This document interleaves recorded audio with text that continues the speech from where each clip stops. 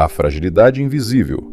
Como ataques hackers estão expondo o sistema judiciário brasileiro. Imagine por um momento que alguém consiga alterar uma decisão judicial sem nunca ter falado com um juiz. Não estamos falando de corrupção tradicional, nem de influência política. Estamos falando de algo muito mais silencioso e potencialmente mais perigoso.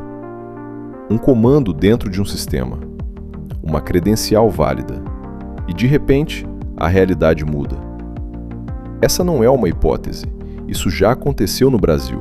E quando você conecta os casos, começa a surgir uma linha do tempo que revela um padrão preocupante.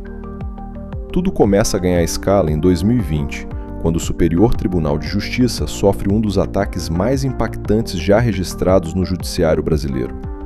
De forma repentina, sistemas internos ficaram inacessíveis, dados foram bloqueados e magistrados passaram a trabalhar praticamente às cegas, sem acesso a e-mails, processos e informações críticas. Mas aqui está o ponto mais crítico. Não foi apenas uma indisponibilidade causada por sobrecarga. Os atacantes conseguiram criptografar máquinas e bloquear o acesso aos dados, inclusive impactando backups locais. E como é comum em ataques desse tipo, houve tentativa de extorsão, um pedido de resgate para liberar os sistemas. Na prática, é como se alguém invadisse um tribunal, colocasse cadeados em todas as salas e cobrasse para devolver as chaves. O impacto foi imediato. Julgamentos interrompidos, prazos suspensos e dependência total de sistemas externos ou ambientes ainda não comprometidos, como serviços em nuvem. Naquele momento, parecia um evento extremo, mas isolado. Só que não era.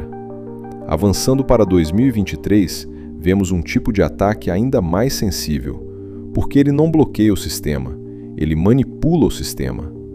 Nesse caso, invasores conseguiram acessar o ambiente do Conselho Nacional de Justiça e inserir comandos diretamente na base de dados, incluindo a emissão de 10 alvarás de soltura falsos. Esses documentos eram registrados no sistema oficial, o que significa que, do ponto de vista operacional, pareciam legítimos. E isso é extremamente crítico, porque sistemas judiciais funcionam com base em confiança interna.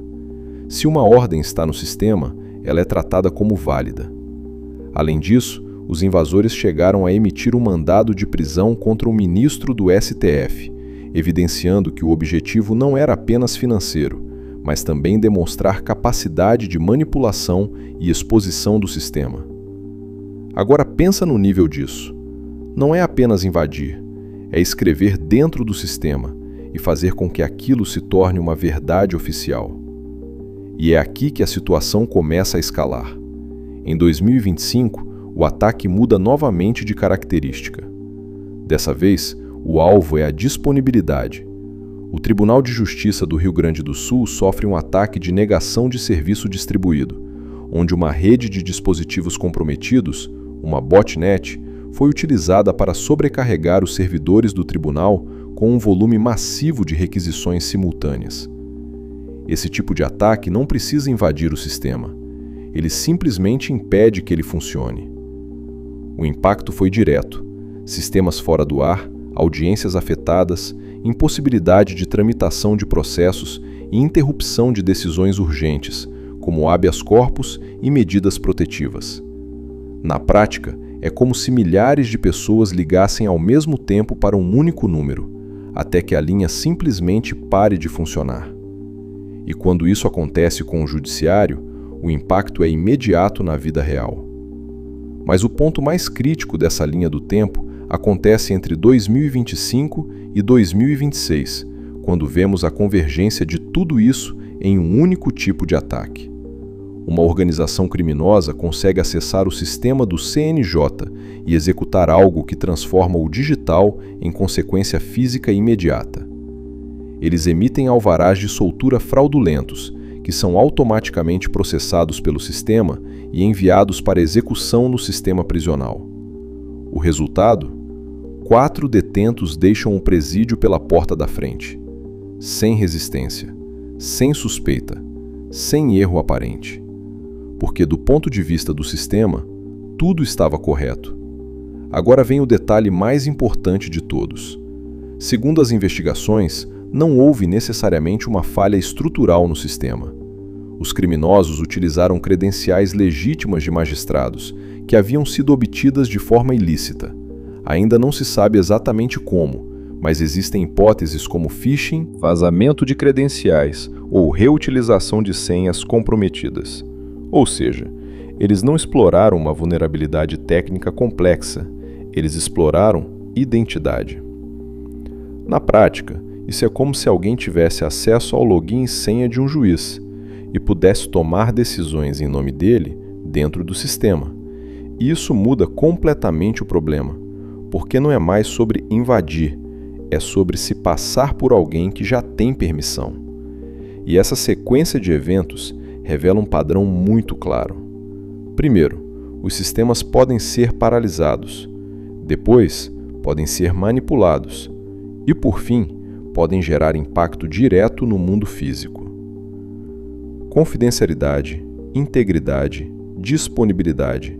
A tríade da segurança sendo comprometida em momentos diferentes por técnicas diferentes. Mas existe um ponto ainda mais profundo. Em uma investigação da Polícia Federal, foi identificado que hackers foram contratados para acessar sistemas da própria Polícia Federal, do Ministério Público e até de organismos internacionais, utilizando credenciais funcionais de terceiros para obter informações sigilosas e monitorar pessoas. Isso mostra que o problema não está apenas na tecnologia, está no ecossistema, está na gestão de acesso, na proteção de credenciais, na capacidade de detectar comportamentos anômalos. Porque, no fim, todos esses ataques têm algo em comum. Eles não dependem apenas de falhas técnicas, eles exploram confiança. E talvez essa seja a parte mais desconfortável de toda essa história. Em muitos desses casos, o sistema funcionou exatamente como deveria. Recebeu um comando válido, processou esse comando e executou. O problema não era o sistema, era quem estava por trás dele. E isso leva a uma reflexão inevitável. Se um sistema crítico pode ser manipulado usando acessos legítimos, se decisões podem ser simuladas, se operações podem ser interrompidas, até que ponto estamos realmente protegendo o judiciário? Porque, no fim, o maior risco talvez não seja o hacker tentando invadir, mas alguém conseguindo agir como se nunca tivesse sido um invasor. E quando isso acontece, o sistema continua funcionando perfeitamente, mas para a pessoa errada.